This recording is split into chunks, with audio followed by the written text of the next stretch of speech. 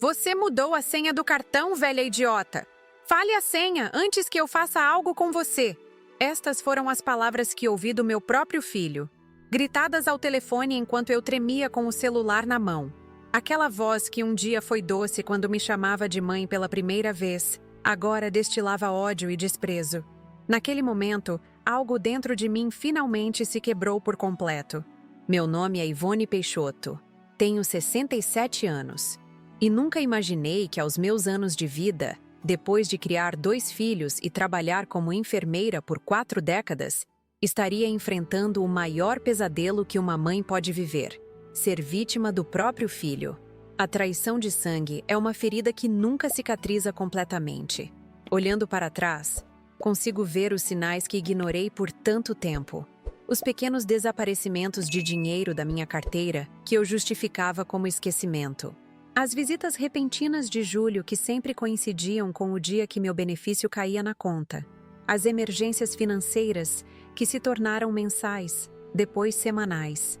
Eu sempre cedia, sempre ajudava, sempre perdoava. Afinal, que mãe não faria tudo pelo filho?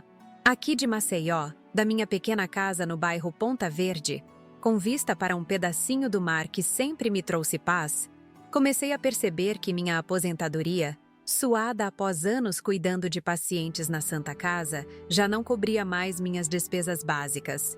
Meus remédios para pressão e artrite estavam sempre em falta porque não tinha dinheiro suficiente. Enquanto isso, meu filho e minha nora Fernanda ostentavam roupas novas, gadgets caros e jantares em restaurantes que eu jamais poderia pagar. A solidão após a morte do meu marido Jorge me tornou vulnerável. Quando você envelhece, o mundo parece ficar menor. As pessoas te olham com menos interesse, suas opiniões são frequentemente descartadas, e você começa a duvidar do próprio valor. Talvez por isso tenha sido tão fácil para Júlio me manipular. "Mãe, você está ficando esquecida", ele dizia quando eu questionava sobre dinheiro que sumia. "É melhor eu guardar seu cartão. Você já não tem idade para lidar com essas coisas." E eu, com medo da velhice e suas limitações, acreditava. Nas noites mais silenciosas, sentada na varanda observando as luzes da cidade, eu me perguntava se merecia aquele tratamento, se havia falhado como mãe para colher frutos tão amargos na velhice. Lembro-me das noites em claro quando Júlio era criança e tinha febre, das horas extras no hospital para pagar sua escola, dos abraços e sorrisos que compartilhamos. Como chegamos a este ponto? Em que momento meu menino se transformou neste homem que me via apenas como um banco automático, uma fonte de recursos a ser explorada?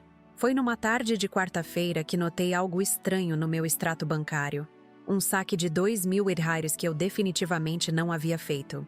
Quando questionei Júlio, ele explodiu dizendo que eu estava louca, que provavelmente tinha feito o saque e esquecido. Fernanda, sempre ao lado dele, balançava a cabeça concordando. "Dona Ivone, a senhora anda muito esquecida mesmo." Era a palavra deles contra a minha. E por um breve momento, cheguei a acreditar que talvez estivesse realmente perdendo a memória. Mas algo dentro de mim se recusava a aceitar aquela versão. Nos meus anos como enfermeira, cuidei de muitos idosos com demência e conhecia bem os sinais. Eu podia estar mais lenta, mais cansada, mas minha mente ainda estava afiada. Foi quando decidi tomar uma atitude que mudaria tudo. Liguei para o banco e solicitei que mudassem a senha do meu cartão, sem avisar Júlio. Também comecei a documentar tudo. Escondi um pequeno caderno embaixo do colchão, onde anotava cada centavo que entrava e saía. Tirei fotos dos meus hematomas das vezes em que Júlio segurou meu braço com força demais ou me empurrou sem querer quando me recusava a dar dinheiro. Guardei recibos, extratos, tudo que pudesse provar que não estava louca nem confusa. Minha filha Cláudia mora em Recife. Trabalhando como advogada, sempre foi independente e raramente pedia minha ajuda. Nossa relação esfriou ao longo dos anos, principalmente porque ela nunca aprovou a maneira como eu mimava Júlio. "Mãe, você está criando um monstro", ela dizia. E como dói admitir que ela estava certa o tempo todo. Por vergonha, por orgulho ferido, evitei contar a ela o que estava acontecendo. Mas a situação chegou a um ponto insustentável. Foi meu vizinho, seu Antônio Barros, quem me incentivou a procurar ajuda. Viúvo como eu, ele percebeu minha tristeza crescente, os olhos marejados quando Júlio saía de casa batendo a porta após mais uma discussão sobre dinheiro. Ivone, isso não está certo. Um filho não trata a mãe assim, ele me disse um dia, enquanto compartilhávamos um café na minha varanda. Se fosse comigo, eu não deixaria barato. Suas palavras me deram a coragem que eu precisava. Naquela noite, liguei para Cláudia e, entre soluços, contei tudo.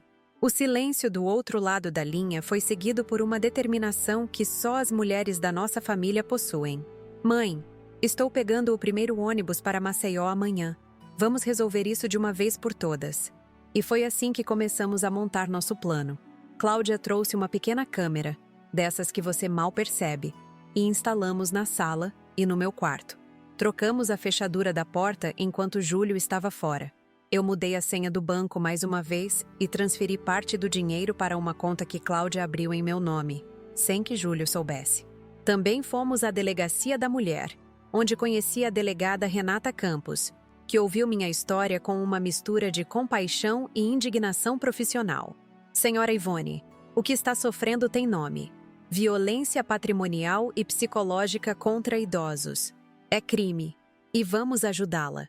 Ela me garantiu, apertando minhas mãos enrugadas entre as suas. Foi a primeira vez que me senti realmente vista e ouvida depois de tanto tempo. O plano estava em andamento quando aconteceu aquele telefonema do shopping. Júlio, furioso porque o cartão havia sido recusado enquanto tentava fazer uma compra cara, me ligou gritando aquelas palavras horríveis. Você mudou a senha do cartão, velha idiota? Fale a senha, antes que eu faça algo com você. Minha mão tremia, mas minha voz encontrou uma firmeza que eu desconhecia. Não vou passar senha nenhuma, Júlio. Esse dinheiro é meu, fruto do meu trabalho. Você vai se arrepender disso, mãe. Estamos no shopping agora, mas quando chegarmos em casa, vamos resolver isso de uma vez por todas. Ele ameaçou antes de desligar. O que Júlio não sabia é que, pela primeira vez em muito tempo, eu não estava sozinha. E quando ele e Fernanda chegassem em casa, encontrariam muito mais do que uma velha idiota. Encontrariam uma mulher determinada a recuperar sua dignidade, com todas as provas necessárias e o apoio de pessoas que realmente se importavam comigo. Enquanto guardava o telefone na bolsa, as mãos ainda trêmulas pela adrenalina da confrontação, olhei para o céu de Maceió. O azul intenso, tão característico da nossa cidade, parecia me dar forças. Respirei fundo e fiz as ligações que precisava fazer. A hora da verdade estava chegando, e eu finalmente estava pronta para enfrentar meu próprio filho e colocar um fim naquele ciclo de abuso que havia me consumido por tanto tempo. Enquanto aguardava a chegada de Júlio naquela tarde fatídica, minha mente vagava pelo passado, tentando entender como chegamos até este ponto.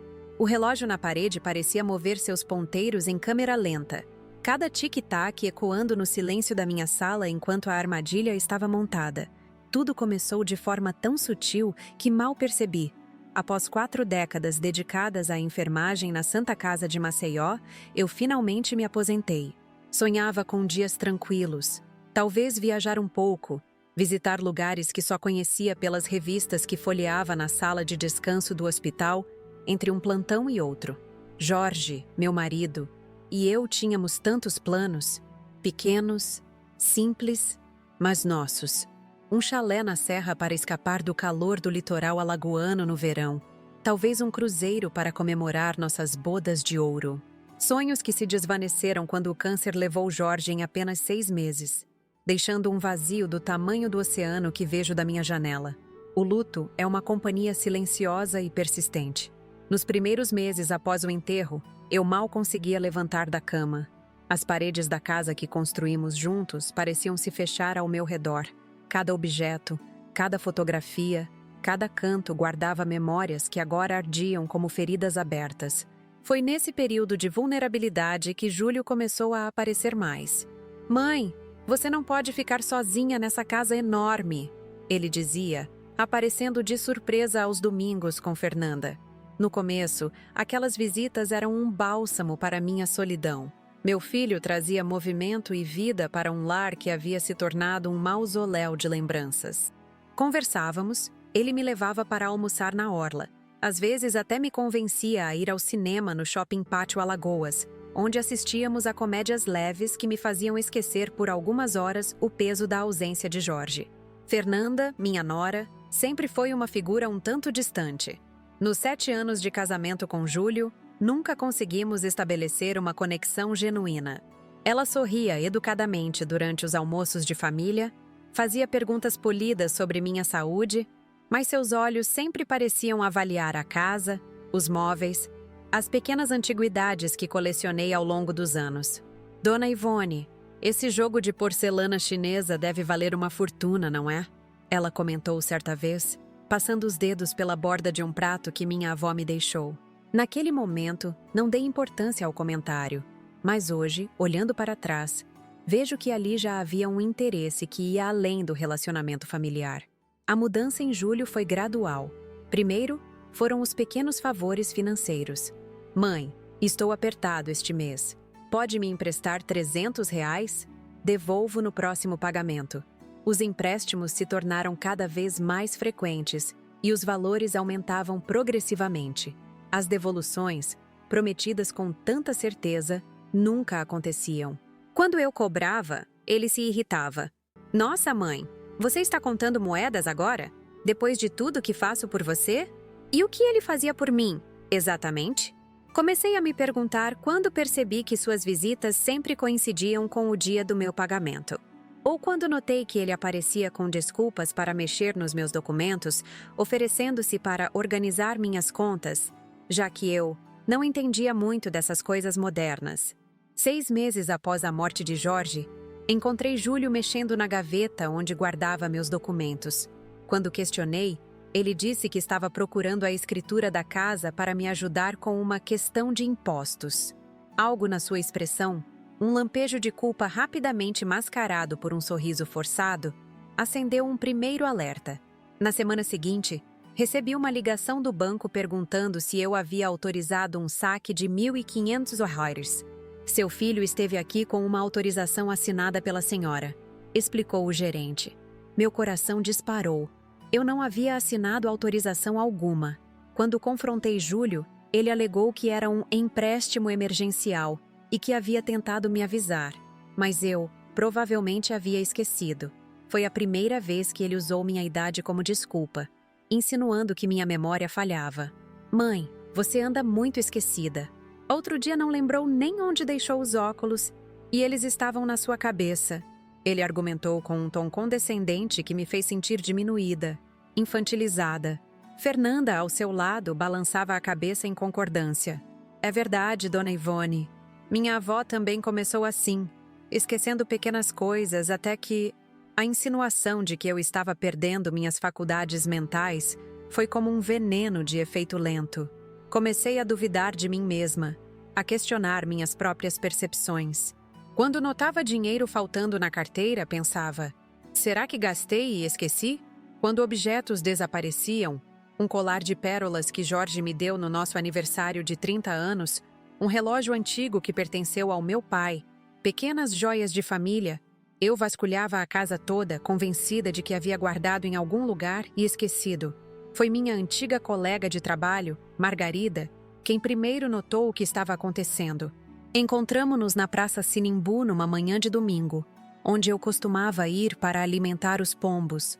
Um hábito tolo, talvez, mas que me dava algum propósito naqueles dias vazios. Ela se sentou ao meu lado no banco e, depois de alguns minutos de conversa trivial, segurou minhas mãos e perguntou diretamente: Ivone, você está bem mesmo? Parece abatida, mais magra. E esses roxos no seu braço?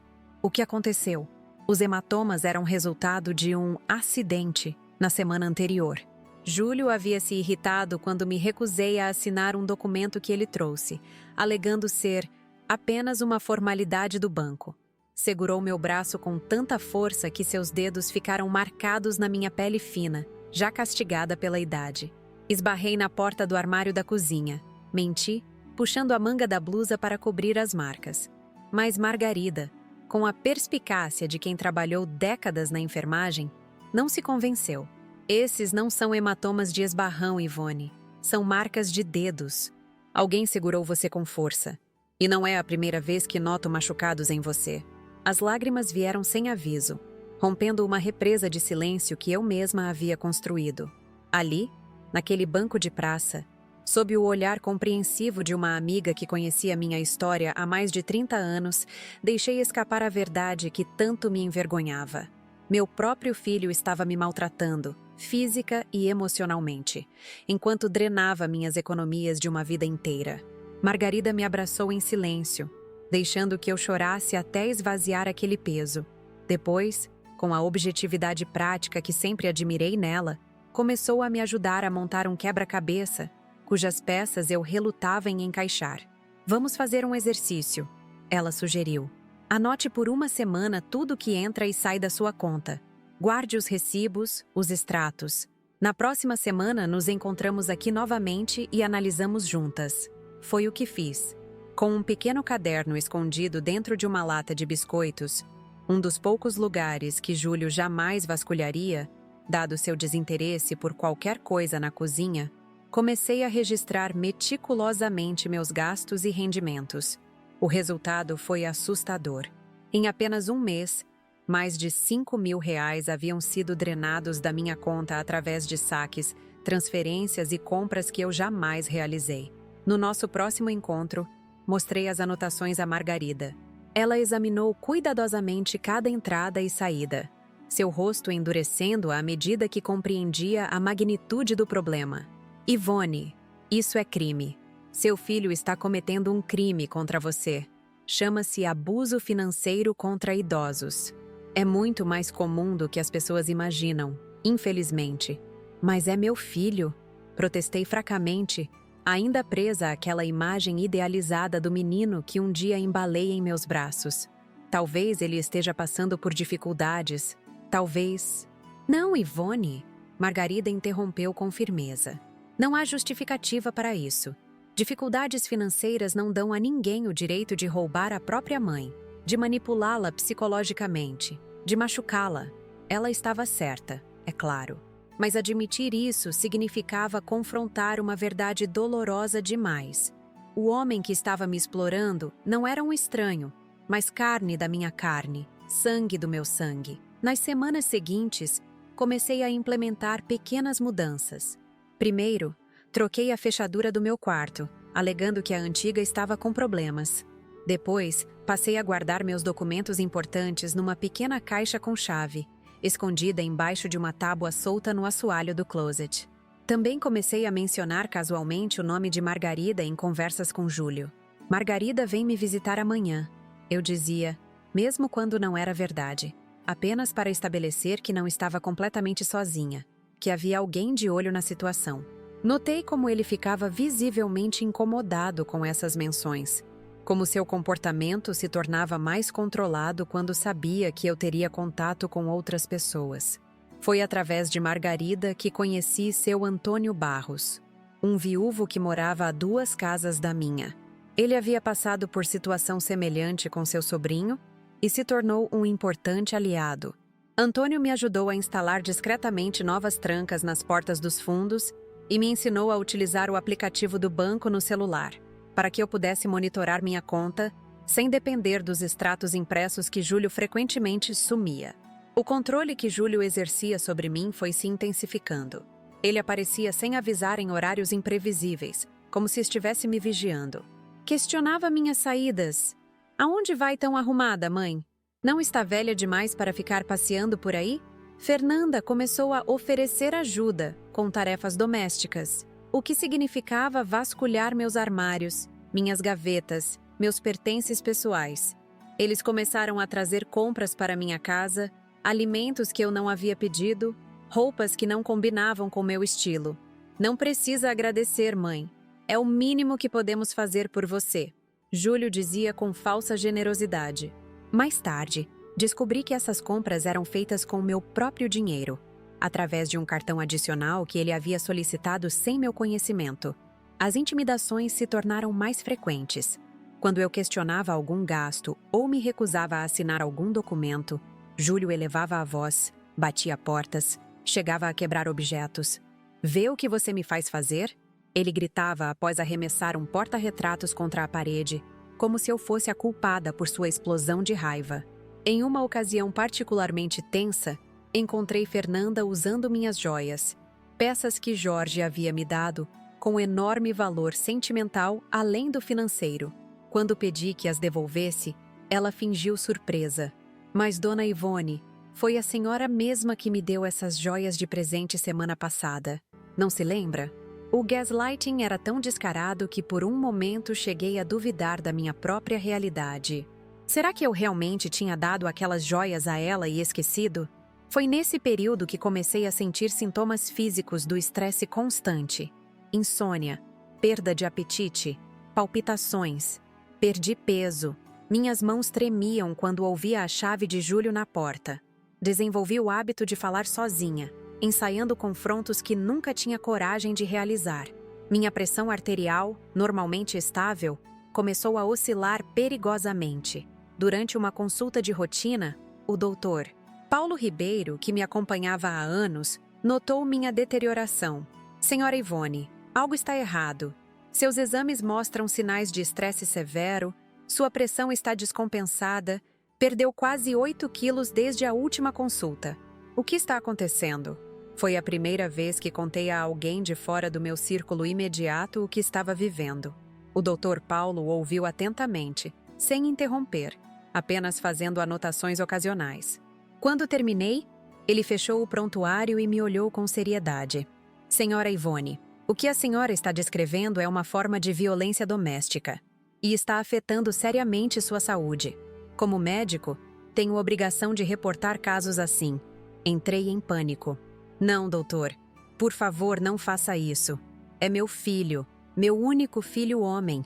Se as autoridades se envolverem, ele nunca vai me perdoar. Doutor. Paulo respirou fundo, claramente dividido entre suas obrigações profissionais e meu pedido desesperado. Vou respeitar seu desejo por enquanto, mas quero que a senhora saiba que há recursos disponíveis. O Centro de Apoio à Pessoa Idosa pode ajudar sem necessariamente envolver a polícia imediatamente. Ele me entregou um cartão com o endereço do centro e me fez prometer que pelo menos os visitaria. Só para conversar. Ele enfatizou. Ninguém vai tomar nenhuma ação sem seu consentimento.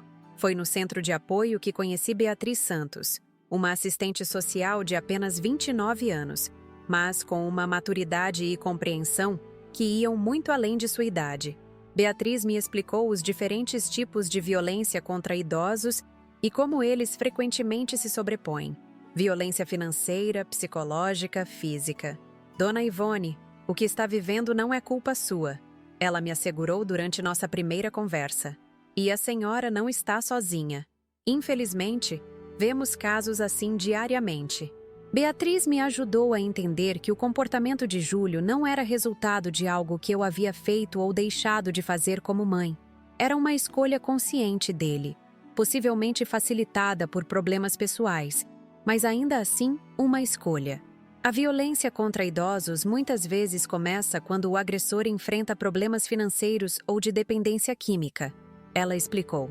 A senhora notou mudanças no comportamento do seu filho nos últimos anos? Sinais de uso de álcool ou drogas, problemas no trabalho, dívidas? Foi como se um interruptor se acendesse na minha mente. Júlio havia perdido o emprego na construtora onde trabalhava há quase 2 anos, mas sempre dizia que estava trabalhando em projetos autônomos.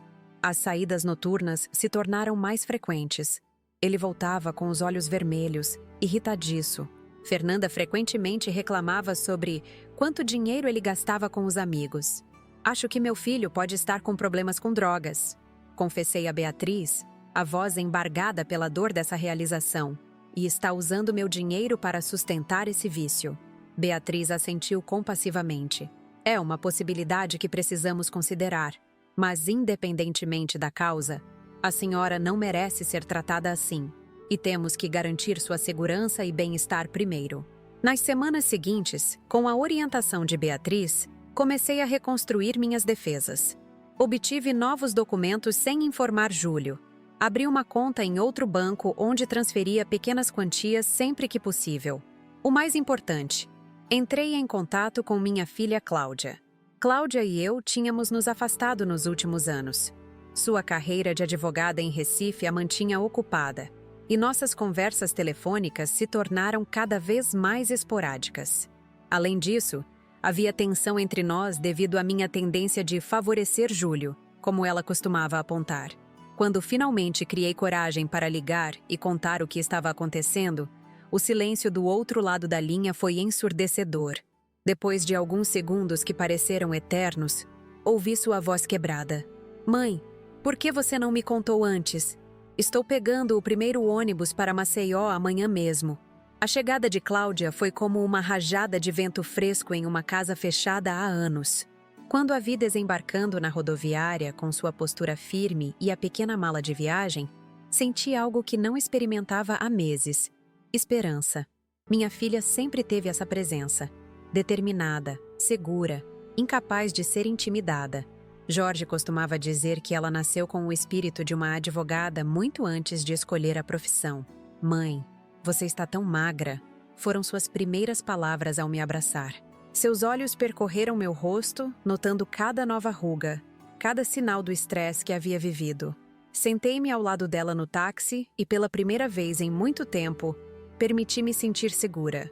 O caminho até minha casa foi preenchido com atualizações superficiais. Falamos sobre seu trabalho no escritório de advocacia, sobre o clima de Maceió em comparação ao de Recife, sobre a vista do mar que tanto sentia falta.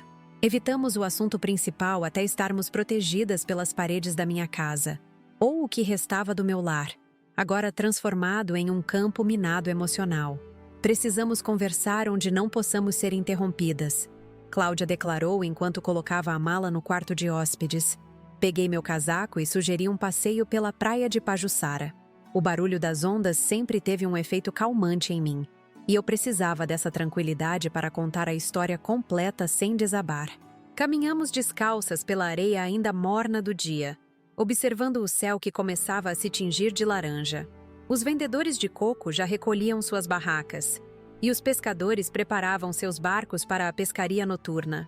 Foi ali, com o mar de testemunha, que desenterrei todas as verdades que havia tentado esconder, primeiro de mim mesma e depois do mundo. Começou com pequenos empréstimos. Expliquei enquanto caminhávamos lentamente na orla. R$ 200 aqui, 300 ali. Ele sempre prometia devolver no próximo pagamento. E quando você percebeu que era mais do que isso? Cláudia perguntou, sua voz calma contrastando com a tensão evidente em seus ombros. Acho que sempre soube no fundo, confessei. Mas admitir significaria aceitar que meu filho que ele estava me roubando. A palavra pairou entre nós, pesada como chumbo. Roubar. Meu próprio filho estava me roubando. Não era apenas dinheiro, mas minha dignidade, minha independência, minha paz. Contei a ela sobre os hematomas que escondia sob mangas compridas, mesmo no calor de Maceió, sobre as ameaças veladas quando me recusava a assinar documentos, sobre o medo constante que havia se tornado meu companheiro diário. Falei sobre as noites em claro, o apetite perdido, o tremor nas mãos que surgiu nos últimos meses. Mostrei a ela meu pequeno caderno de anotações, onde registrava meticulosamente cada centavo que entrava e saía da minha conta, cada objeto que desaparecia misteriosamente da minha casa. Cláudia me ouvia em silêncio, seu rosto transformando-se numa máscara de indignação crescente. Quando terminei, ela parou abruptamente e se virou para mim. Isso acaba hoje, mãe, declarou com uma convicção que me fez lembrar de Jorge em seus momentos mais determinados. Não vou permitir que ele continue fazendo isso com você. Não vou permitir que ninguém faça isso com você. No dia seguinte, enquanto Júlio estava fora, presumivelmente gastando mais do meu dinheiro em seus projetos ou vícios, Cláudia e eu fomos ao Banco Nordeste. Rafael Costa, o gerente que me conhecia há anos, ficou visivelmente perturbado ao analisarmos juntos o extrato completo da minha conta dos últimos 6 meses.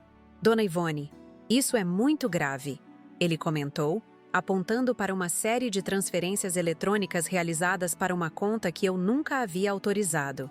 Alguém claramente tem acesso às suas informações bancárias e está realizando operações fraudulentas. Esse alguém é meu filho, respondi. a vergonha queimando minhas bochechas. Meu próprio filho, Rafael. O silêncio que seguiu foi quebrado pelo tom profissional de Cláudia. Queremos documentar tudo. Cada transação não autorizada.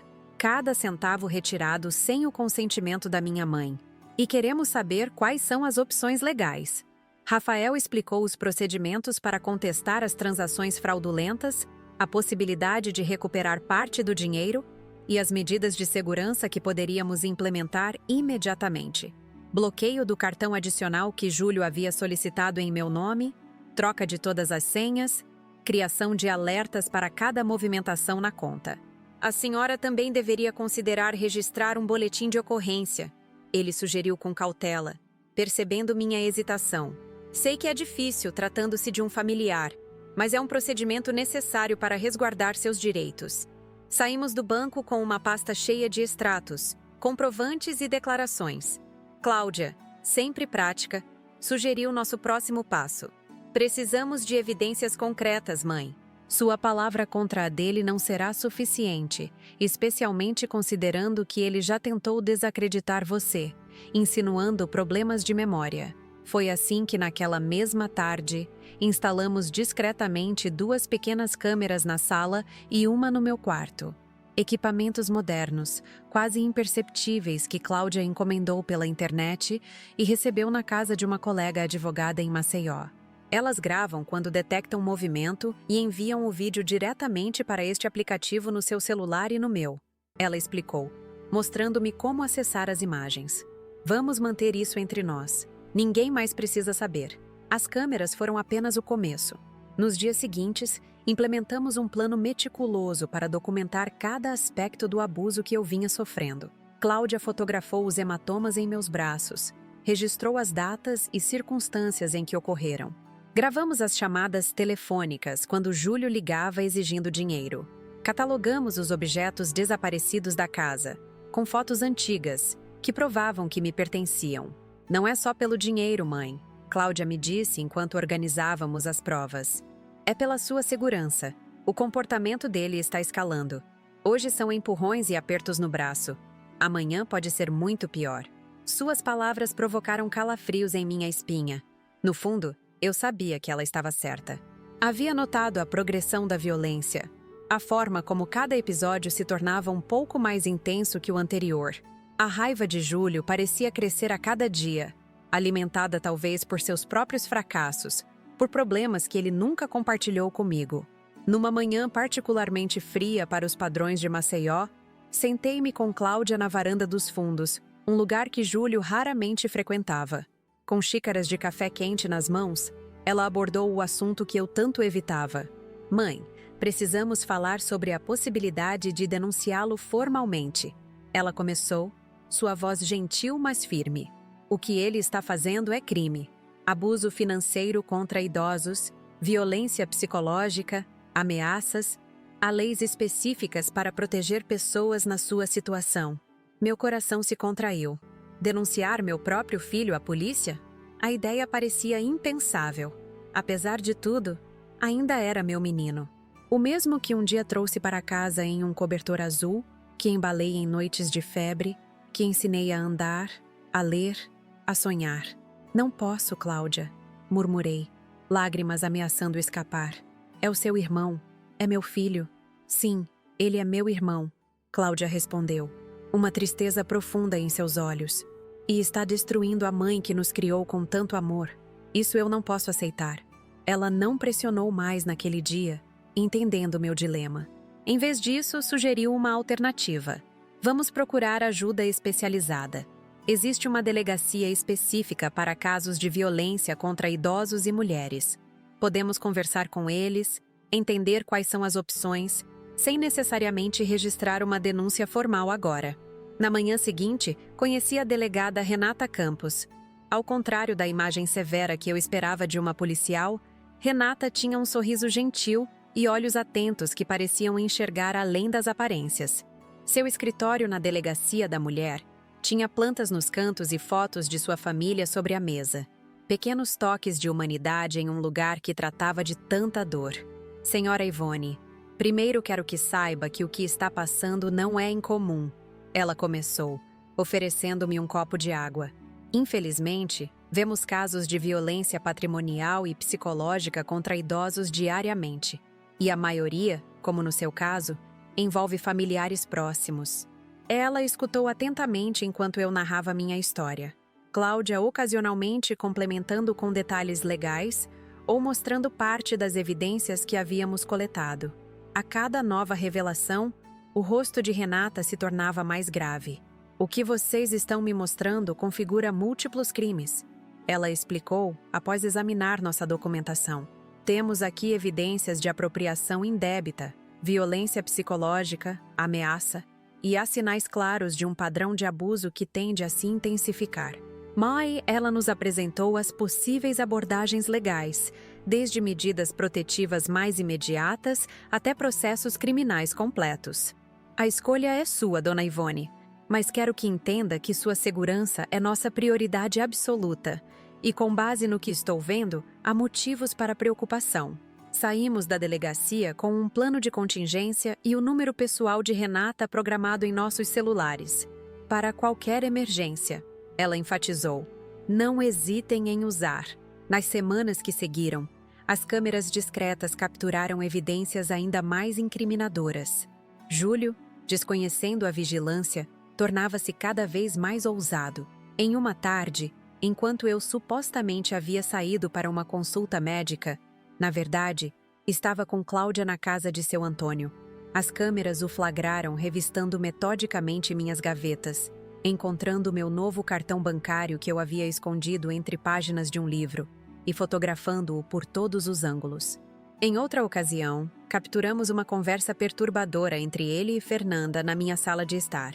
Precisamos agir rápido, Júlio dizia, sua voz baixa mas audível. Ela está desconfiada. E aquela intrometida da Cláudia não vai embora. Quanto você acha que consegue transferir antes que ela perceba? Fernanda perguntou, sentada confortavelmente no sofá que meu marido e eu compramos com tanto sacrifício. Talvez 10 mil? Há aquela aplicação que vence mês que vem. Se eu conseguir convencê-la a fazer um saque antecipado... E a casa? Já falou com o advogado sobre a transferência? A menção à minha casa, o lar onde criei meus filhos, onde vivi com Jorge, o único bem material verdadeiramente importante que possuía. Foi como um soco no estômago.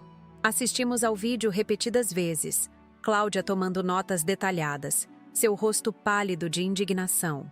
Eles estão planejando tomar sua casa, mãe, ela concluiu, a voz trêmula de raiva.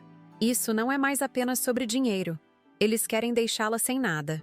Aquela noite foi um ponto de virada para mim. Sentada na beira da cama que compartilhei com Jorge por 4 décadas, encarando a foto dele na mesa de cabeceira, perguntei-me o que ele faria nesta situação. Jorge sempre foi um homem justo, que acreditava em consequências para ações. Amar não significa permitir comportamentos destrutivos. Ele costumava dizer quando precisávamos disciplinar os filhos. Na manhã seguinte, comuniquei minha decisão a Cláudia. Vamos fazer isso. Vamos denunciá-lo formalmente. O alívio no rosto dela foi visível. Tem certeza, mãe? Sei o quanto isso é difícil para você. Tenho certeza. Não é apenas sobre mim. Se não pararmos Júlio agora, quem será a próxima vítima? Quando o dinheiro acabar, quando a casa for tomada, ele vai simplesmente parar? Ou vai procurar outra pessoa vulnerável para explorar? O plano foi meticulosamente elaborado nas semanas seguintes. Com a orientação da delegada Renata, preparamos uma armadilha que pegaria Júlio e Fernanda em flagrante. Alteramos a senha do cartão de crédito sem avisá-los, sabendo que eventualmente eles tentariam usá-lo. As câmeras continuavam gravando, cada nova evidência fortalecendo nosso caso. Beatriz Santos, a assistente social do Centro de Apoio à Pessoa Idosa, tornou-se uma aliada valiosa, ajudando-nos a preparar a documentação necessária para um possível processo de interdição reversa, onde, em vez de Júlio tomar controle das minhas finanças, alegando minha incapacidade, como suspeitávamos ser seu plano, eu solicitaria que ele fosse legalmente impedido de gerenciar recursos financeiros devido a seu comportamento comprovadamente abusivo. Rafael, o gerente do banco, reuniu todos os registros de transações suspeitas dos últimos 2 anos. criando uma linha do tempo alarmante que mostrava como os saques e transferências haviam aumentado gradativamente, coincidindo com períodos em que Júlio demonstrava sinais de dificuldades financeiras.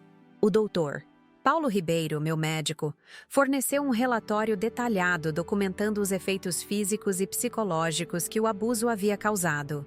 Perda de peso significativa, pressão arterial descontrolada, insônia crônica, sinais de depressão e ansiedade severas.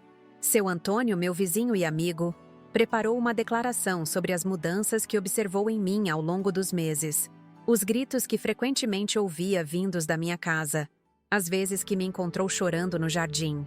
Era como montar um quebra-cabeça macabro da minha própria vida. Cada peça revelava um aspecto do pesadelo que eu havia normalizado, aceitado como meu destino. A imagem completa era devastadora. Eu havia sido metodicamente explorada, manipulada e abusada pelo meu próprio filho durante anos. Uma semana antes do confronto final, tive um sonho vívido com Jorge. Estávamos sentados na varanda da nossa antiga casa de praia, observando o pôr do sol. Ele não disse nada, apenas segurou minha mão e sorriu aquele sorriso que sempre me dizia que tudo ficaria bem. Acordei com lágrimas nos olhos, mas também com uma sensação de paz que não sentia há muito tempo. Era como se tivesse recebido sua bênção silenciosa para o que estava prestes a fazer. O gatilho que iniciaria nossa armadilha veio de forma inesperada. Em uma manhã de sábado, enquanto eu regava as plantas do jardim, meu celular tocou. Era Júlio, sua voz alternando entre raiva e pânico. Mãe, o cartão foi recusado. Estou no Shopping Pátio Alagoas com Fernanda, tentando pagar as compras, e o sistema diz que a senha está incorreta. Você mudou a senha sem me avisar? Respirei fundo, meu coração disparado, mas minha voz surpreendentemente firme. Sim, Júlio, eu mudei a senha. Houve um momento de silêncio atordoado do outro lado da linha, como se ele não pudesse acreditar no que estava ouvindo. Então, a explosão. Você mudou a senha do cartão, velha idiota?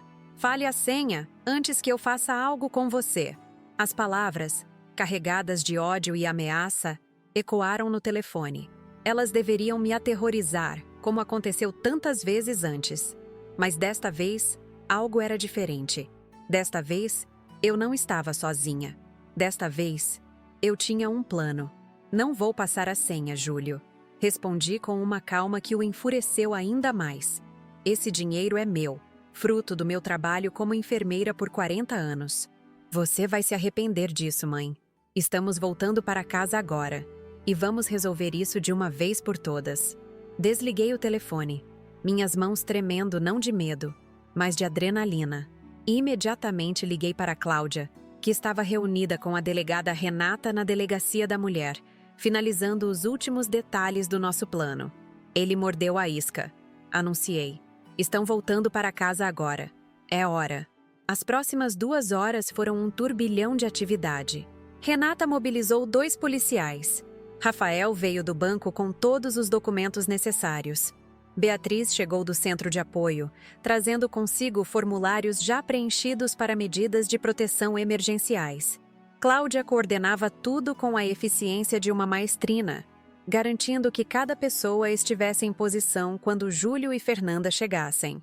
Sentei-me na minha poltrona favorita na sala de estar, aquela de onde podia ver o mar através da janela. Havia uma estranha calma dentro de mim agora. O medo que me acompanhou por tanto tempo havia se transformado em uma determinação tranquila. Fosse qual fosse o resultado daquele dia, eu estava retomando o controle da minha vida. Estava defendendo não apenas meu direito a viver com dignidade, mas honrando a memória do amor que Jorge e eu construímos, do lar que criamos, da família que sonhamos ter. Enquanto aguardava, observei um pequeno beija-flor no jardim, suas asas batendo tão rápido que pareciam invisíveis, seu corpo minúsculo pairando com impressionante estabilidade diante de uma flor de hibisco, tão frágil e tão forte ao mesmo tempo. Sorri para mim mesma. Talvez fossemos um pouco parecidos, eu e aquele pássaro diminuto. O som de um carro estacionando bruscamente na entrada anunciou a chegada deles.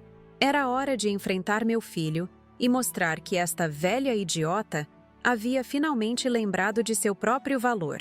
A porta da frente bateu com força suficiente para fazer as fotografias na parede tremerem. Os passos pesados de Júlio ecoaram pelo corredor de entrada, seguidos pelo clique metálico dos saltos de Fernanda no piso de cerâmica. Meu coração acelerou, mas mantive-me firme na poltrona. As pessoas posicionadas estrategicamente pela casa permaneceram em silêncio, aguardando meu sinal. Mãe! A voz de Júlio trovejou antes mesmo de entrar na sala. Que palhaçada é essa com o cartão? Quando ele finalmente apareceu no batente da porta, seu rosto estava contorcido em uma máscara de fúria que eu havia aprendido a temer. Fernanda estava logo atrás, seu olhar alternando entre irritação e um nervosismo mal disfarçado. Eles congelaram momentaneamente ao me verem sentada calmamente, como se pressentissem algo diferente no ar. Olá, Júlio. Olá, Fernanda. Cumprimentei com uma tranquilidade que claramente os desconcertou. Estive esperando vocês. Não me venha com olás. Júlio avançou, jogando as sacolas de compras no chão. Passamos a maior vergonha no caixa do shopping porque você resolveu mudar a senha do cartão sem avisar ninguém. Desde quando você entende alguma coisa de banco para ficar mexendo nas senhas? Desde que comecei a perceber que meu dinheiro desaparecia misteriosamente, respondi, mantendo minha voz controlada. Dinheiro que trabalhei 40 anos para ganhar, economizando cada centavo enquanto cuidava de pessoas doentes na Santa Casa. Júlio riu, aquele riso debochado que havia se tornado sua marca registrada nos últimos anos. Ah, lá vem você com essa história de novo. Trabalhei tanto, me sacrifiquei tanto. Ele zombou, imitando minha voz de forma cruel. Sabe qual é o seu problema, mãe? Você vive no passado. E é tão teimosa e confusa que nem percebe quando as pessoas estão tentando te ajudar. Me ajudar? Repeti a palavra lentamente, como se estivesse provando seu sabor. É assim que você chama o que tem feito, Júlio? Ajuda? Ele trocou um olhar rápido com Fernanda, que parecia cada vez mais desconfortável. Do que você está falando agora? Viu, Fernanda? É isso que eu tenho que aguentar. Ela está cada vez mais paranoica. Não estou paranoica, filho. Estou perfeitamente lúcida. Inclinei-me ligeiramente para a frente. Lúcida o suficiente para entender que você e Fernanda têm me roubado sistematicamente há mais de 2 anos. O silêncio que se seguiu foi denso, quase palpável. Vi o rosto de Júlio passar por uma sucessão rápida de expressões. Surpresa, negação, raiva e, finalmente, uma arrogância calculada. Você está ouvindo o absurdo que está dizendo? Roubando? Nós, que cuida de você todos os dias? Ele se virou para Fernanda buscando apoio. Viu só? Eu te disse que ela estava ficando senil. Daqui a pouco não vai nem lembrar nossos nomes. Lembro perfeitamente dos seus nomes, respondi calmamente. Assim como lembro de cada objeto que desapareceu desta casa. O broche de ouro que era da minha avó. O relógio que seu pai ganhou na aposentadoria. As pulseiras que você disse que eu provavelmente perdi, mas que aparecem nas fotos do aniversário de Fernanda no Instagram. Os olhos dele se estreitaram. Uma nova tensão evidente em seu corpo. Você está remexendo nas nossas redes sociais agora? Invadindo nossa privacidade? Privacidade? Foi minha vez de rir, embora sem humor. Você fala de privacidade depois de revirar minhas gavetas quando estou fora? Depois de pegar meu cartão sem autorização? Depois de forjar minha assinatura em documentos bancários? Júlio avançou 2 passos em minha direção, seu dedo indicador apontado acusadoramente para meu rosto. Cuidado com o que você está insinuando, mãe. Muito cuidado. A ameaça era clara em sua voz, em sua postura. Em outros tempos eu teria recuado, pedido desculpas, feito qualquer coisa para acalmar a situação. Mas não hoje. Hoje eu estava finalmente pronta para enfrentá-lo. Não estou insinuando nada, Júlio. Estou afirmando, e tenho provas. Peguei meu celular da mesinha ao lado, pressionei alguns botões e virei a tela para ele. Era um vídeo dele próprio, capturado pela câmera escondida 3 dias antes, vasculhando minha gaveta de documentos e fotografando meu novo cartão bancário. O efeito foi imediato. Júlio empalideceu visivelmente, seus olhos arregalados em choque. Fernanda levou a mão à boca, como se tentasse conter um grito. Que diabos é isso? Você anda me espionando? A voz dele tinha um tremor que nunca ouvi antes. Medo. Isso é ilegal. Você não pode instalar câmeras escondidas sem avisar as pessoas. Ilegal? Repeti, sentindo uma onda de indignação subir pela minha garganta. Você quer mesmo falar sobre o que é legal ou não, Júlio? Depois de tudo que fez? Deslizei o dedo pela tela do celular, mostrando mais vídeos. Ele e Fernanda discutindo sobre quanto conseguiriam extrair da minha conta antes que eu notasse. Ele escondendo joias minhas na mochila. Ele gritando comigo em um episódio particularmente violento. Me empurrando contra a parede quando me recusei a assinar um documento. Tenho tudo documentado. Continuei, minha voz ganhando força. Cada transação bancária não autorizada, cada objeto roubado, cada ameaça, cada marca que você deixou nos meus braços quando me segurou com força demais. Fernanda começou a recuar lentamente em direção à porta, sua expressão de pânico crescente. Júlio, vamos embora. Isso não está certo. Precisamos... Cala a boca! Ele gritou sem olhar para ela, seus olhos fixos em mim, uma fúria crescente substituindo o medo inicial. Você não vai a lugar nenhum. E você? Ele apontou para mim novamente. Vai me entregar esse telefone agora mesmo. E depois vamos ter uma conversa séria sobre respeito. Ele deu mais um passo em minha direção, sua postura ameaçadora. Foi nesse momento que eu finalmente dei o sinal. 3 batidas leves no braço da poltrona. Como atores aguardando sua deixa, as pessoas que estavam escondidas pela casa surgiram simultaneamente. A delegada Renata Campos e 2 policiais uniformizados entraram pela porta da cozinha. Cláudia apareceu do corredor que levava aos quartos. Seu rosto uma máscara de determinação profissional. Rafael, o gerente do banco, e Beatriz, a assistente social, saíram do escritório nos fundos. Seu Antônio, meu vizinho e amigo, estava posicionado perto da porta da frente, bloqueando qualquer tentativa de fuga. O choque no rosto de Júlio foi algo que jamais esquecerei. Seus olhos saltaram de uma pessoa para outra, como um animal encurralado buscando desesperadamente uma saída. O que é isso? Ele gaguejou, dando um passo para trás. Quem são essas pessoas? Júlio Peixoto. A delegada Renata deu um passo à frente, sua voz calma, mas firme. Estamos aqui a pedido da sua mãe, que apresentou graves acusações contra você e sua esposa. Temos evidências substanciais de crimes de abuso financeiro contra idoso, violência psicológica, ameaça e apropriação indébita. Isso é ridículo! Júlio explodiu, seu rosto agora vermelho de raiva. Ela está confusa, não sabe o que está dizendo. Provavelmente nem lembra o que comeu no café da manhã. Tomei café com torradas e o chá de camomila que seu Antônio me trouxe. Respondi calmamente. E lembro perfeitamente de cada centavo que você tirou de mim, de cada mentira que contou, de cada vez que me fez sentir pequena e inútil, para que pudesse continuar me explorando.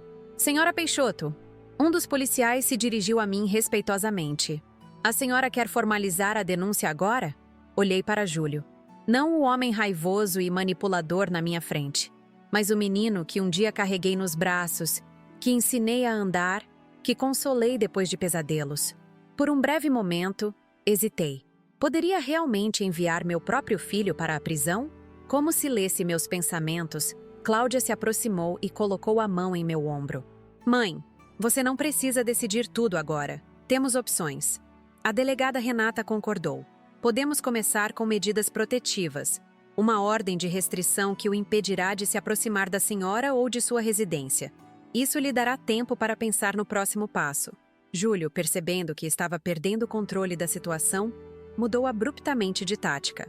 Seu rosto se transformou em uma máscara de arrependimento, os olhos subitamente marejados. Mãe, por favor! Ele implorou, sua voz agora embargada. Isso é um enorme mal-entendido. Eu nunca quis te machucar. Estou passando por dificuldades, você sabe disso. Perdi meu emprego, tenho dívidas.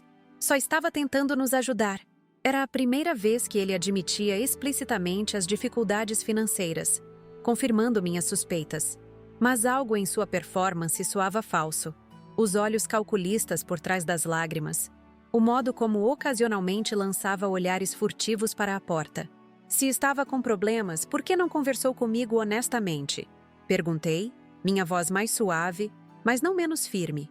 Por que recorreu a mentiras, manipulação e roubo? Por que me fez sentir louca quando eu questionava onde estava meu dinheiro? Por que me ameaçou quando tentei proteger o pouco que ainda me restava? Ele não tinha respostas reais, apenas mais desculpas vazias e acusações veladas. Fernanda permanecia em silêncio, nitidamente tentando se distanciar da situação, como se não tivesse sido cúmplice ativa todo esse tempo. A delegada Renata finalmente interveio. Senhor Peixoto, senhora Meireles, vamos precisar que nos acompanhem até a delegacia para prestar esclarecimentos. Com base nas evidências já coletadas e nos depoimentos das testemunhas aqui presentes, há elementos suficientes para justificar sua detenção preventiva enquanto o caso é investigado. Detenção? A voz de Júlio subiu 1/8. Você não pode estar falando sério. Eu sou filho dela. Tudo que fiz foi para o bem dela. Para o meu bem? Ergui-me lentamente da poltrona, sentindo os olhos de todos sobre mim. Foi para o meu bem que você me fez economizar em remédios enquanto gastava meu dinheiro em restaurantes caros? Foi para o meu bem que você escondeu minhas joias de família para presentear sua esposa? Foi para o meu bem que me fez duvidar da minha própria sanidade quando eu começava a perceber seus golpes? Dei um passo em sua direção, sentindo uma força que não sabia que ainda possuía. Você traiu minha confiança da pior forma possível, Júlio. Aproveitou-se do meu amor de mãe, da minha vulnerabilidade depois que seu pai morreu, da minha solidão. Usou contra mim tudo que deveria ter usado para me proteger. As lágrimas que escorriam pelo meu rosto agora eram de uma tristeza profunda, mas também de libertação. O que mais dói não é o dinheiro perdido ou os objetos roubados. É saber que meu próprio filho, que criei com tanto amor, foi capaz de me tratar assim. Houve um momento de silêncio absoluto na sala. Até mesmo os policiais, acostumados a situações difíceis, pareciam tocados pela cena. Júlio abriu a boca várias vezes, como se buscasse palavras que pudessem reverter a situação, mas nada saiu. Foi Fernanda quem finalmente quebrou o silêncio. Eu quero colaborar, ela disse subitamente, para a surpresa de todos, especialmente de Júlio. Não sabia que tinha chegado a esse ponto. Ele disse que você havia concordado com tudo, que estava apenas ajudando a administrar suas finanças porque você já não conseguia. Sua traidora! Júlio explodiu, avançando em direção a ela com punhos cerrados. Os policiais intervieram rapidamente, contendo-o antes que pudesse alcançá-la. A cena que se seguiu foi caótica. Júlio gritando e se debatendo enquanto os policiais o algemavam. Fernanda chorando num canto. Rafael e Beatriz coletando mais evidências para o processo. Seu Antônio confortando-me com palavras gentis. No meio daquele turbilhão, uma estranha calma se apoderou de mim. Era como se, após anos navegando em águas turbulentas, finalmente avistasse a costa. Não era o final feliz que sonhei. Que mãe sonha ver seu filho sendo levado algemado da própria casa? Mas era o fim de um pesadelo que havia consumido minha vida por tempo demais. Quando os policiais finalmente saíram levando Júlio e Fernanda, a casa ficou em um silêncio quase surreal. Cláudia sentou-se ao meu lado no sofá, segurando minhas mãos entre as suas. Você foi incrível, mãe, ela sussurrou. Tão forte, tão corajosa. Não me sinto corajosa, confessei. Me sinto vazia, como se algo dentro de mim tivesse morrido hoje. Algo morreu, ela concordou suavemente. Uma ilusão. A ideia de que temos que aceitar abusos só porque vem de quem amamos. Mas agora algo novo pode nascer no lugar. Sua liberdade, sua dignidade. Nos dias que se seguiram, experimentei uma montanha-russa de emoções.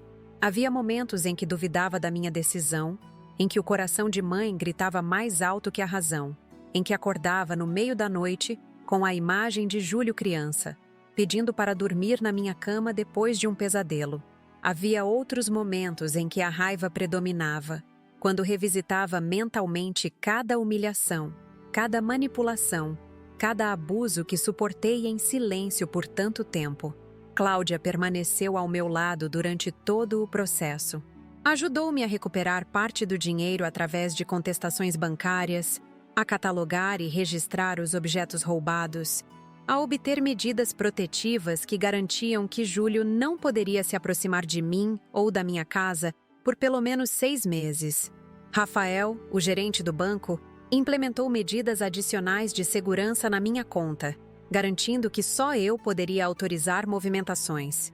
Beatriz, a assistente social, me inscreveu em um grupo de apoio para idosos que haviam passado por situações semelhantes. Foi chocante descobrir quantas histórias parecidas com a minha existiam, muitas vezes silenciadas pela vergonha ou pelo medo. Seu Antônio tornou-se presença constante, trazendo pequenos almoços surpresa, me acompanhando em caminhadas pela praia de Pajuçara, me fazendo rir com suas histórias de quando era pescador na juventude. Sua amizade simples e genuína foi um bálsamo para minha alma ferida. Uma semana após o confronto, recebi uma ligação inesperada. Era do presídio onde Júlio estava detido preventivamente. Ele queria falar comigo. Meu primeiro impulso foi recusar, ainda abalada demais para enfrentá-lo novamente. Mas Cláudia sugeriu que talvez fosse importante para meu processo de cura ouvir o que ele tinha a dizer. Você não precisa perdoá-lo, mãe. Não precisa esquecer o que aconteceu. Mas talvez ouvir dele possa trazer algum tipo de fechamento. A sala de visitas do presídio era fria e impessoal. Sentei-me diante de um vidro divisório, o telefone em uma mão, a outra segurando firmemente a de Cláudia, que insistiu em me acompanhar. Quando Júlio entrou, mal o reconheci. Em apenas uma semana, parecia ter envelhecido anos. O rosto abatido, olheiras profundas, o olhar derrotado. Ele pegou o telefone de seu lado, hesitou por um momento, então falou. Oi, mãe. Sua voz soava pequena, desprovida da arrogância que havia se tornado sua marca. Por um momento, não soube o que responder. Parte de mim queria gritar, exigir explicações para cada abuso. Outra parte queria simplesmente chorar pela perda do filho que conheci um dia. Por que, Júlio? Foi tudo o que consegui perguntar. Minha voz trêmula. Ele baixou os olhos, incapaz de manter contato visual. Comecei com dívidas pequenas, apostas online. Pensei que seria só uma vez, que devolveria antes que você percebesse. Mas uma vez virou 2, 2 viraram 10. Quando vi, estava afundado. Perdi o controle. Não era uma justificativa, apenas um vislumbre do processo que o levou àquele caminho. Continuamos conversando por quase 1 hora. Não houve grandes revelações ou pedidos dramáticos de perdão. Apenas fragmentos de verdade emergindo lentamente, como peças quebradas de um espelho que nunca mais refletiria a mesma imagem. Ao final da visita, quando estava prestes a desligar o telefone, Júlio disse algo que ficou comigo. Você estava certa, mãe.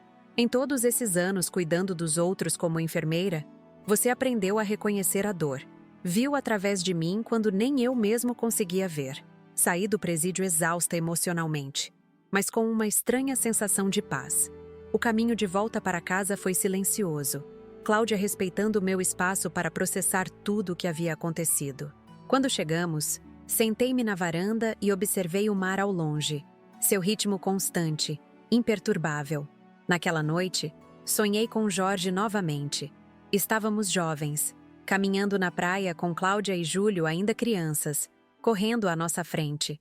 No sonho, Jorge olhou para mim e disse: Lembra o que prometemos no dia em que eles nasceram? Que faríamos qualquer coisa para protegê-los, até mesmo deles mesmos se fosse necessário. Acordei com lágrimas nos olhos, mas também com uma certeza renovada. O verdadeiro amor, seja de mãe, de esposa, de amiga, não significa permitir abusos ou aceitar maus tratos. Às vezes, a forma mais profunda de amar alguém é estabelecer limites claros, mesmo quando isso parte nosso coração. A ligação do shopping que desencadeou tudo foi apenas o ponto culminante de uma história que se construía há anos nos cantos silenciosos da minha casa, nos sussurros de dúvida que plantavam em minha mente, nas pequenas liberdades que foram gradualmente tiradas de mim. Quando Júlio gritou, "Você mudou a senha do cartão, velha idiota!", ele não imaginava que aquelas palavras seriam o último empurrão que eu precisava para finalmente lembrar. Lembrar meu valor, minha força, minha dignidade como ser humano. Lembrar que, aos 67 anos, ainda tinha o direito de viver sem medo, sem manipulação, sem abuso. Essa lembrança, dolorosa como foi, tornou-se minha libertação. Os 3 meses que se seguiram à detenção de Júlio foram um período de profunda transformação na minha vida. Como enfermeira por 4 décadas, sempre acreditei entender o processo de cura, os estágios previsíveis de recuperação, a lenta reconstrução do que foi danificado. Mas estar do outro lado, sendo eu a paciente tentando regenerar feridas invisíveis, me mostrou como a cura emocional segue caminhos imprevisíveis, com recaídas, saltos inesperados e momentos de estagnação aparente. O caso judicial avançava lentamente, como engrenagens enferrujadas no sistema judiciário. Fernanda havia optado por colaborar com as investigações, fornecendo detalhes sobre os esquemas financeiros que Júlio havia arquitetado. Em troca, recebeu uma redução nas acusações contra ela. As evidências eram tão substanciais que o advogado de Júlio sugeriu um acordo, uma confissão de culpa em troca de uma pena mais branda. Numa manhã de céu excepcionalmente azul, Cláudia e eu nos reunimos com a delegada Renata para discutir os termos desse acordo. O escritório dela, que antes me parecera intimidador, agora tinha um ar quase acolhedor, familiar. Dona Ivone, com o acordo proposto, seu filho cumpriria uma pena de 2 a 3 anos, com possibilidade de progressão para regime semiaberto após 8 meses, explicou Renata, seus olhos gentis contrastando com a severidade do assunto. Além disso, ele teria que fazer restituição financeira completa e participar obrigatoriamente de um programa de reabilitação para abusadores. Olhei para as mãos no meu colo, mãos envelhecidas que um dia embalaram aquele mesmo homem que agora enfrentava as consequências de suas escolhas. Havia nelas manchas da idade, veias proeminentes, pequenas cicatrizes de uma vida de trabalho, mãos que contavam histórias. E se eu não aceitar o acordo? Perguntei, minha voz mais firme do que esperava. Então vamos a julgamento. Com as evidências que temos, as chances de condenação são extremamente altas. A pena seria consideravelmente maior, possivelmente 5 a 8 anos em regime fechado. Cláudia cobriu minhas mãos com as suas. Mãe, a decisão é sua. Qualquer caminho que escolher, estarei ao seu lado. Fechei os olhos por um momento, deixando que o peso dessa escolha assentasse sobre meus ombros. Não era apenas sobre punição ou justiça. Era sobre recomeços, sobre que tipo de futuro eu queria construir a partir das ruínas do meu passado. Aceito o acordo, decidi finalmente. Mas com uma condição. Quero que o programa de reabilitação seja rigoroso. Quero relatórios mensais sobre seu progresso. E quero que parte da restituição financeira seja destinada a programas de apoio a idosos vítimas de abuso familiar. Renata sorriu, um lampejo de admiração em seus olhos. Faremos isso acontecer, Dona Ivone. Sua experiência não vai ajudar apenas você, mas potencialmente muitos outros. Saí daquela reunião com uma sensação que não conseguia nomear imediatamente. Não era alívio, nem triunfo, nem mesmo paz. Era algo mais sutil, mais profundo, a percepção de que havia retomado o controle da minha própria narrativa. Enquanto os procedimentos legais seguiam seu curso, comecei a reconstruir minha vida cotidiana, tijolo por tijolo. O primeiro passo foi recuperar minha independência financeira. Rafael, o gerente do Banco Nordeste, tornou-se um aliado invalorável nesse processo. Senhora Ivone, conseguimos rastrear aproximadamente 85% dos valores desviados. Ele me informou durante uma reunião em sua sala aconchegante, decorada com fotos de sua família e plantas verdejantes. Com o acordo judicial, esses valores serão restituídos integralmente. Além disso, identifiquei algumas aplicações que seu marido havia feito anos atrás que continuaram rendendo. A senhora tem uma reserva considerável que Júlio não conseguiu acessar. Aquela notícia foi como um raio de sol rompendo nuvens pesadas. Jorge, mesmo após tantos anos de sua partida, ainda encontrava formas de me proteger. A emoção apertou minha garganta quando Rafael me mostrou o extrato daquelas aplicações. Investimentos modestos feitos há 20 anos que, com o tempo e os juros compostos, haviam se transformado em uma quantia que me garantiria conforto pelos próximos anos.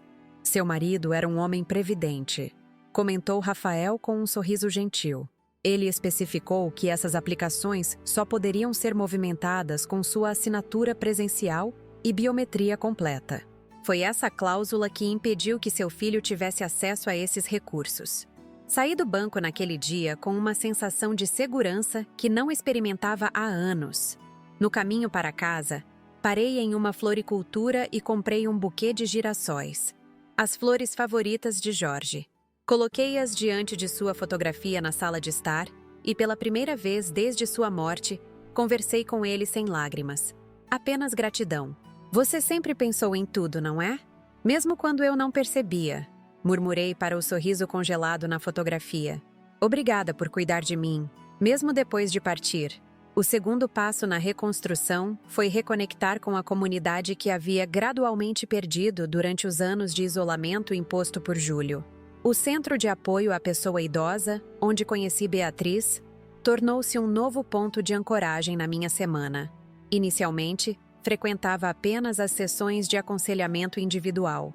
Beatriz, com sua sabedoria que parecia desproporcionalmente grande para sua jovem idade, me guiou pelos labirintos do trauma e da culpa que ainda carregava.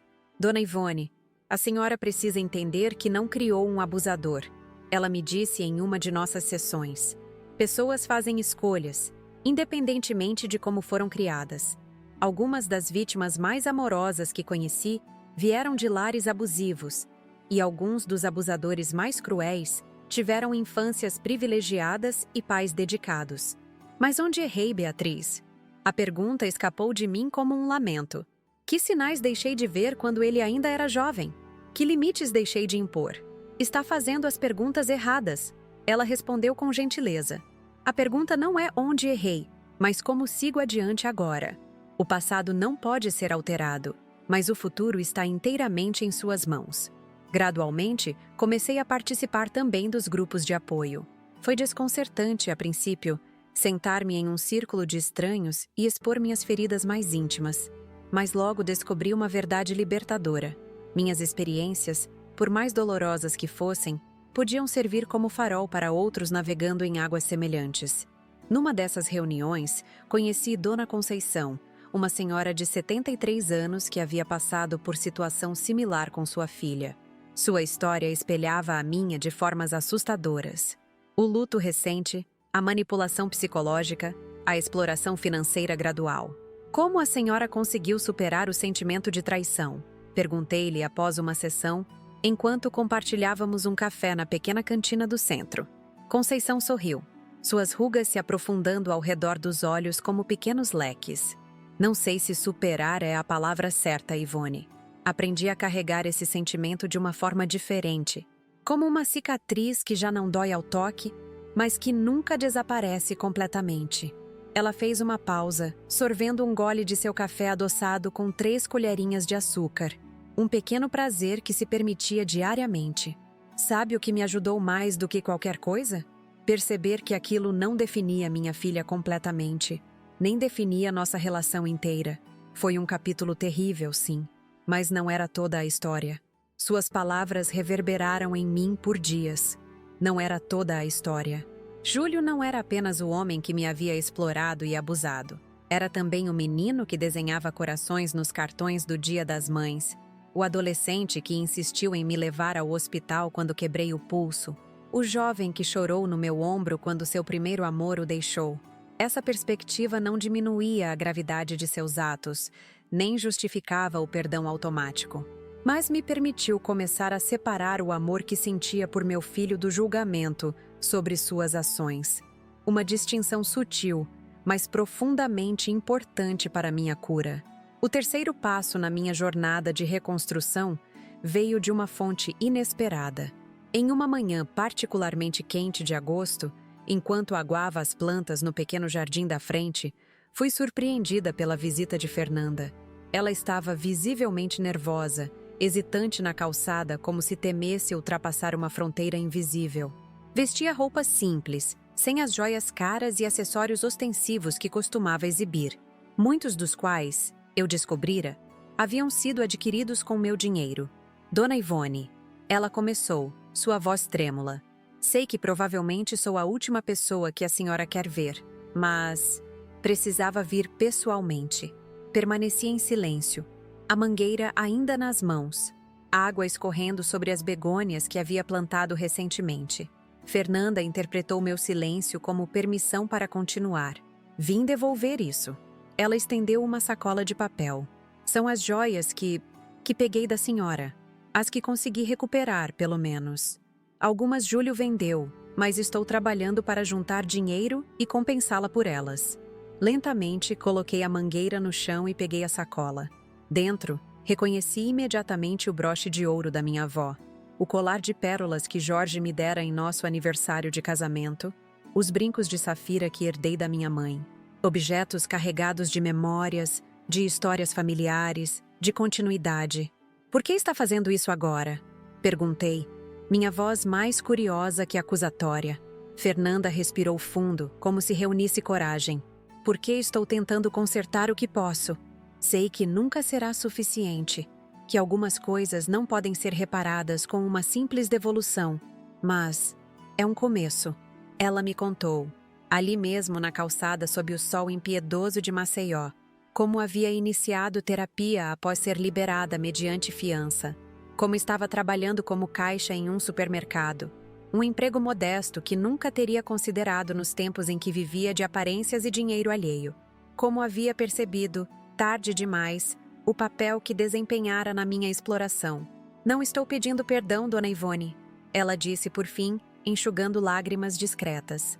Só queria que soubesse que estou tentando ser uma pessoa melhor. Não sei exatamente o que me moveu naquele momento. Talvez fosse a vulnerabilidade genuína em seu olhar ou o reconhecimento do árduo caminho de autorreforma que ela estava trilhando. Talvez fosse simplesmente o cansaço de carregar ressentimentos. Convidei-a para entrar e tomar um café. Nossa conversa naquela manhã foi difícil, cheia de silêncios desconfortáveis e verdades dolorosas. Mas também foi profundamente honesta, sem as camadas de manipulação e fingimento que haviam caracterizado nossa relação por tanto tempo. Quando ela finalmente se despediu, horas depois, senti um nó sendo desatado dentro do meu peito. Não perdão completo, talvez, mas o início de uma compreensão mais ampla. À medida que os meses passavam, minha casa foi gradualmente recuperando sua alma. Cláudia permaneceu em Maceió por quase 2 meses, ajudando-me a reorganizar não apenas o espaço físico, mas também aspectos práticos da minha vida que haviam sido negligenciados. Exames médicos adiados, pequenos reparos na estrutura da casa, a atualização do meu testamento e documentos legais.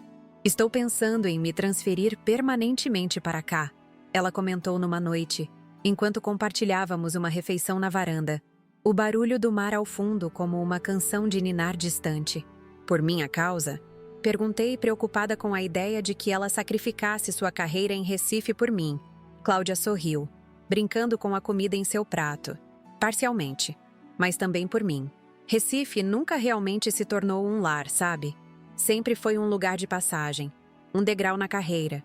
Mas aqui, ela fez um gesto abrangente, como se tentasse capturar a essência da cidade nas mãos.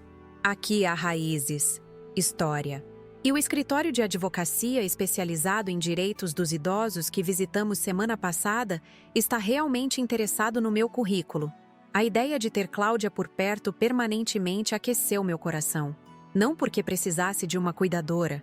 Estava recuperando minha independência rapidamente, mas porque ansiava pela oportunidade de reconstruir nossa relação mãe-filha que havia sido colocada em segundo plano por tantos anos. Outro relacionamento que floresceu inesperadamente foi com seu Antônio, meu vizinho. O que começou como apoio em um momento de crise, transformou-se gradualmente em uma amizade genuína e, para minha surpresa, em algo mais. Aos 70 anos, ele me convidou para um jantar formal no pequeno restaurante à beira-mar que frequentávamos casualmente para café da manhã. "Ivone", ele disse, suas mãos calejadas de anos como pescador segurando timidamente as minhas sobre a mesa. "Sei que ambos carregamos histórias complicadas e corações que já conheceram amor profundo.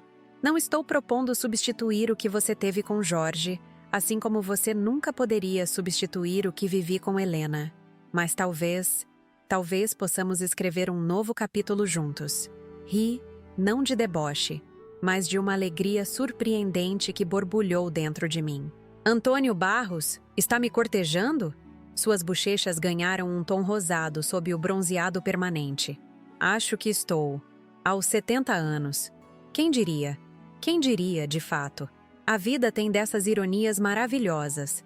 Quando pensamos que o livro está terminado, ela vira a página e revela que há mais capítulos por escrever.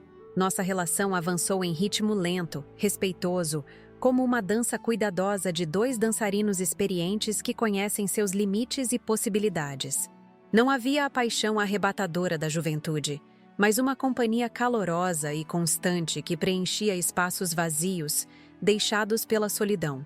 6 meses após a detenção de Júlio, veio o que chamei internamente de a surpresa final. Não pelo acontecimento em si, que já era esperado, mas pela forma como me afetou. A sentença foi proferida numa quarta-feira chuvosa. Júlio aceitou todas as condições do acordo, declarou-se culpado e recebeu uma pena de 2 anos e meio em regime semiaberto, além da obrigação de restituição financeira completa e participação no programa de reabilitação. Cláudia me acompanhou ao tribunal, segurando minha mão durante todo o processo. Fernanda estava lá também, sentada discretamente nos fundos. Júlio parecia uma versão diminuída de si mesmo no banco dos réus, os ombros caídos, o olhar baixo. Quando lhe foi concedida a oportunidade de falar antes da sentença final, ele se levantou lentamente e, pela primeira vez desde o início da audiência, olhou diretamente para mim. Mãe, sua voz ecoou no tribunal silencioso. Não tenho justificativas para o que fiz. Só posso dizer que, em algum momento do caminho, perdi-me de mim mesmo, da pessoa que você criou para ser, o filho que você merecia ter. Ele fez uma pausa, engolindo visivelmente. Estou trabalhando para encontrar essa pessoa novamente.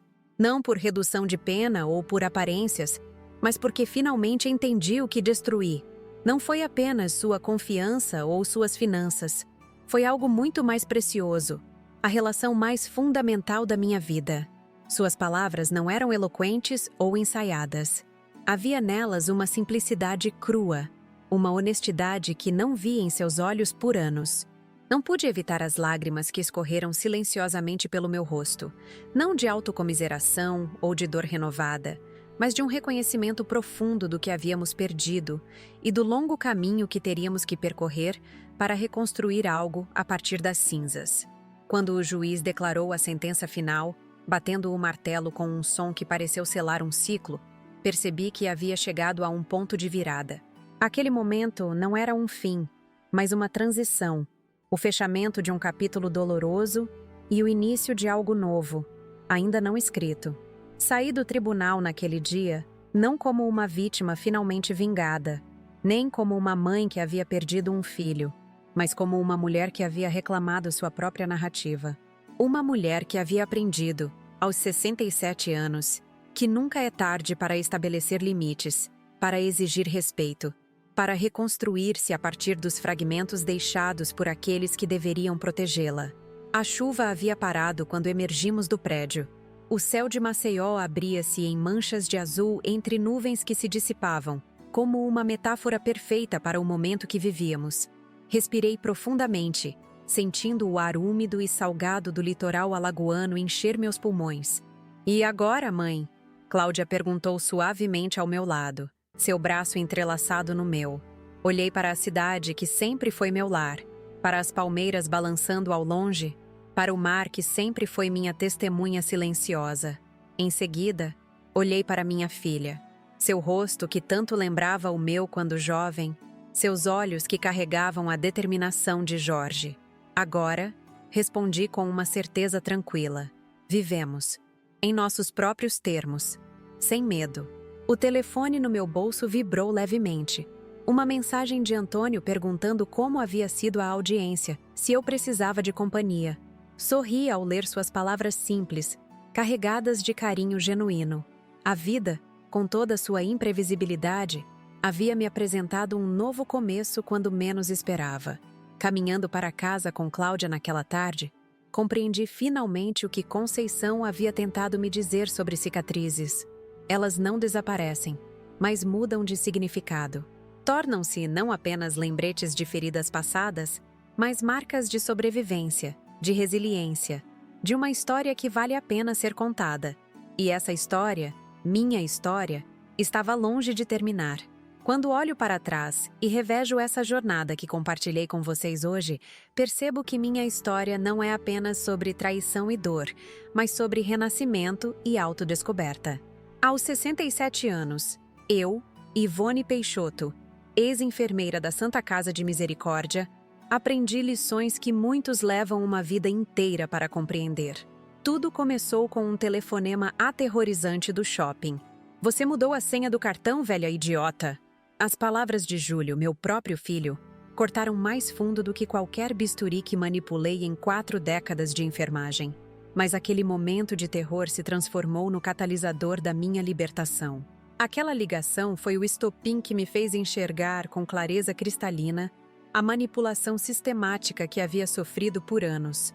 Depois da morte de Jorge, meu marido, fiquei vulnerável. A solidão abriu caminho para que Júlio e Fernanda entrassem na minha vida não como família, mas como predadores disfarçados de cuidadores. Os pequenos empréstimos evoluíram para saques não autorizados. Os objetos que provavelmente perdi apareciam nos dedos e pescoços deles. As sugestões de que minha memória falhava eram plantadas cuidadosamente para me fazer duvidar da minha própria sanidade.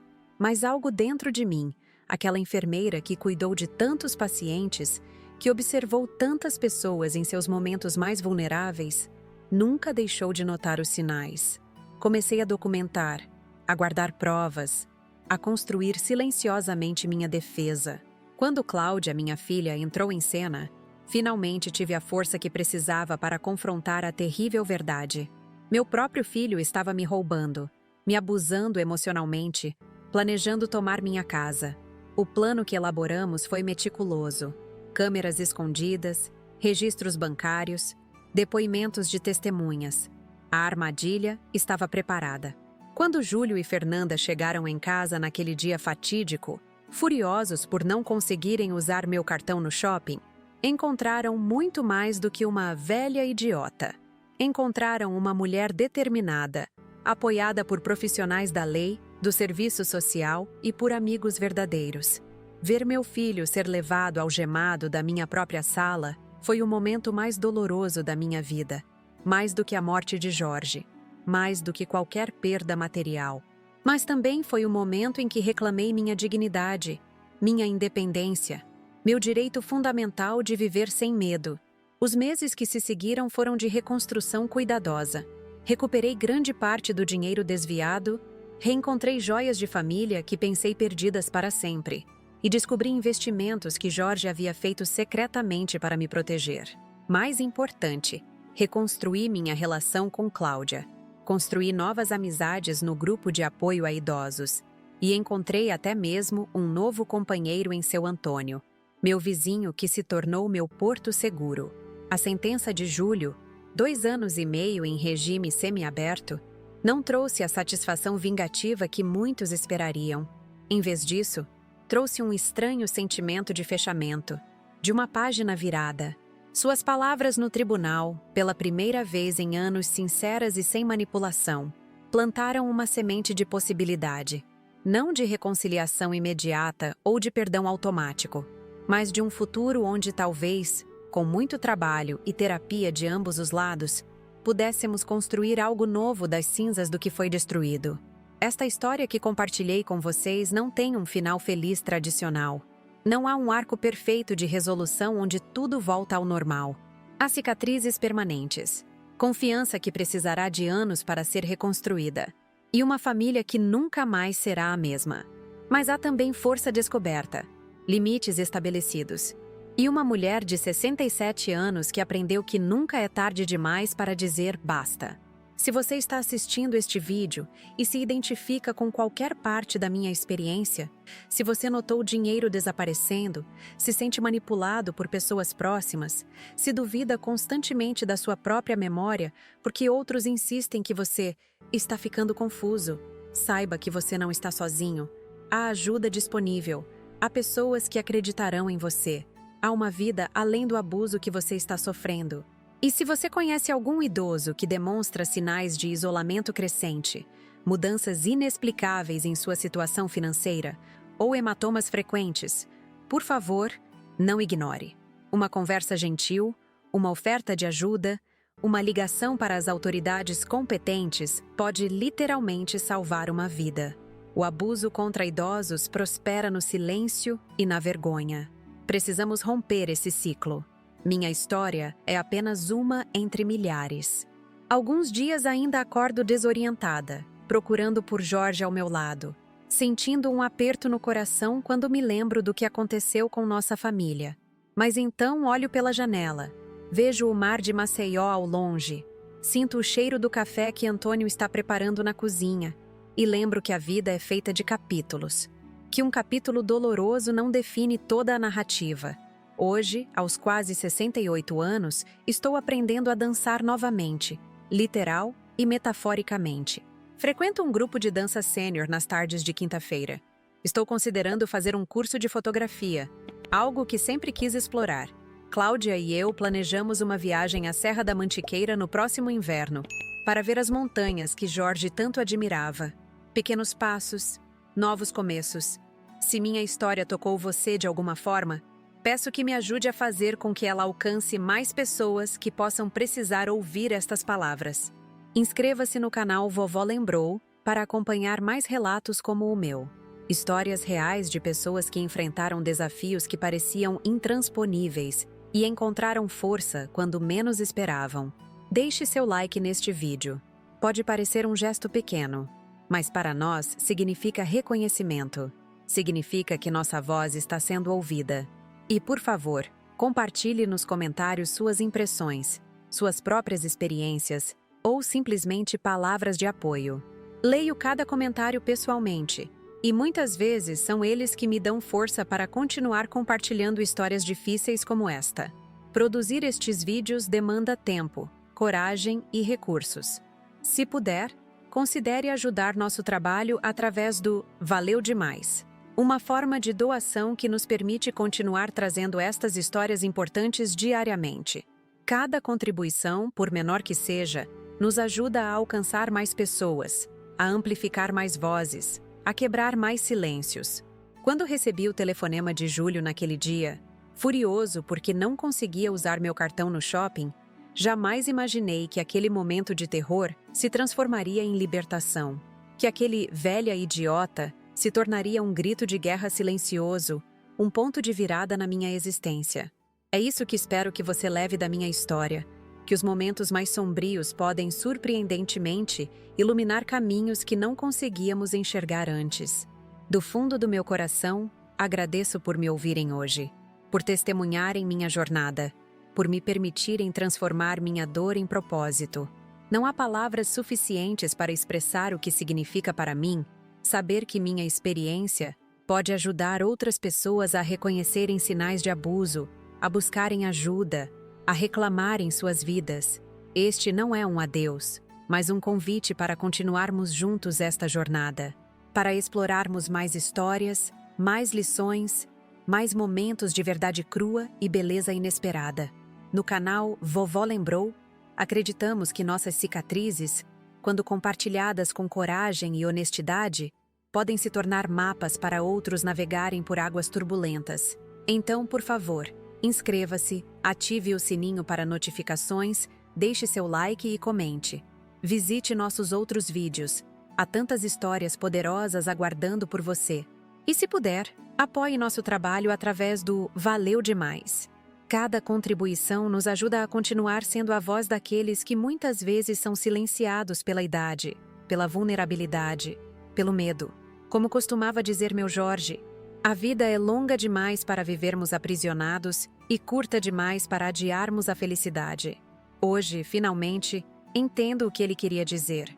E espero, do fundo do meu coração, que você também entenda. Até o próximo vídeo e lembre-se, nunca é tarde para recomeçar, para estabelecer limites, para reclamar sua própria história. Mesmo aos 67 anos, mesmo quando parece que já não há mais esperança. Principalmente então.